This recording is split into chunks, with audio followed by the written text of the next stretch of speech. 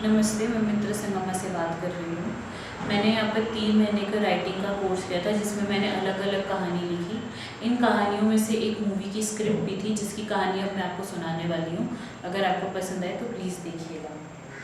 ये कहानी एक प्रेम कहानी है, जो कि रीना और अद्विक के बीच में है।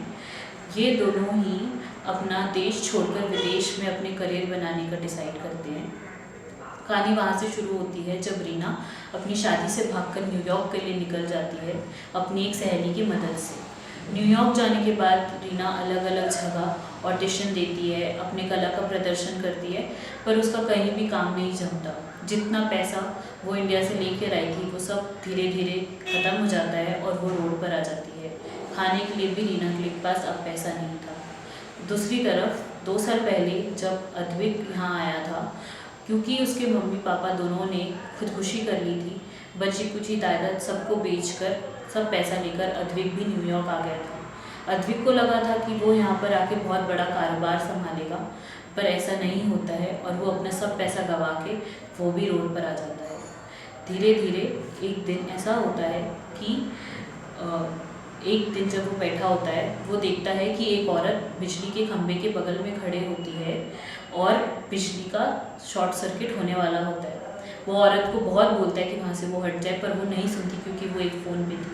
अपनी जान की परवाह करे बिना अद्विक वो औरत को बचाता है, और ये देख के औरत और उसका पति बहुत खुश हो जाते हैं और ये डिसाइड करते हैं कि वो अद्विक को अपना बेटा मानेंगे आज से। इसी दौरान उन्होंने ये भी निर्णय लिया कि अद्विक अब उसके पापा के साथ, जो उनका इंडियन रेस्टोरेंट है, वहाँ पे काम करेगा। अद्विक की ज़िंदगी अब सेट थी।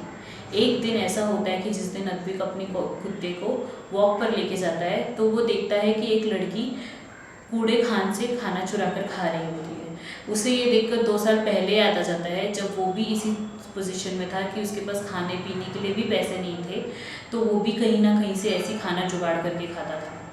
वो जाकर उस लड़की से बात करता है और उसे कहता है कि हमारे रेस्टोरेंट चलो, और उसे वो खाना देता है। धीरे धीरे उन लोग बहुत ज़्यादा खुद एक दूसरे के साथ टाइम स्पेंड करने लगते हैं और उनके बीच में प्यार हो जाता है। फिर वो एक साथ रहने लग जाते हैं। दिवाली के दिन जब अद्विक और उसके परिवार के बीच में रीना प्यार देखती है, उसे अपनी गलती का रियलाइजेशन होता है और वो ये डिसाइड करती है कि अब उसे यहाँ और नहीं रहना, और जब अपने परिवार के पास इंडिया वापस जाना है। जब वो ये निर्णय लेती है, वो अद्विक को बताती है। उन लोग बहुत ट्राई करते हैं, पर क्योंकि रीना के पास उसका पासपोर्ट नहीं था, तो 2 साल से पहले इंडिया जाना बिल्कुल भी मुमकिन नहीं दिख रहा था। फिर भी रीना नहीं मानती और वो कहती है कि 2 साल तो मुझसे वेट नहीं होगा। इसी दौरान वो एक स्कैमर पे ट्रस्ट कर लेती है, जो उसे $20,000 लेके इंडिया पहुंचाने का प्रॉमिस करता है। वो $20,000 अरेंज करना बिल्कुल भी इजी नहीं होता उसके लिए। वो बहुत अलग अलग जगह ट्राई करती है, पर वो फेल हो जाती है। आखिरी में वो ये $20,000 अद्विक के घर से चुराने का निर्णय लेती है। जब वो जाती है उसके घर से चुराकर एयरपोर्ट, तो उसे रोक लिया जाता है, क्योंकि जो पासपोर्ट वो लेके जा रही थी वो एक फेक पासपोर्ट था, और उसे पुलिस के हवाले कर दिया जाता है।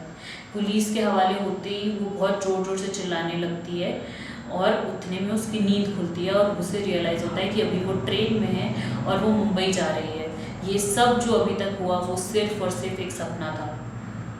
उसे रियलाइज़ होता है कि जो हम सिर्फ टीवी में देखते हैं, जो हम स्क्रीन के पीछे एक विदेश की लाइफ देखते हैं, वो इतनी आसान नहीं, वहाँ जाके रहना इतना आसान नहीं है। और फिर वो इस निर्णय पे आती है कि अब वो न्यूयॉर्क नहीं जाएगी और वो अपने घर वापस जाके अपने परिवार के साथ रहेगी। इससे हमें पता चलता है कि जो भी हम देखते हैं, हमें उस पर बिलीव नहीं करना चाहिए और उसके पीछे की असलियत पे बिलीव करना चाहिए। अगर आपको ये कहानी पसंद आई हो तो धन्यवाद। नमस्ते।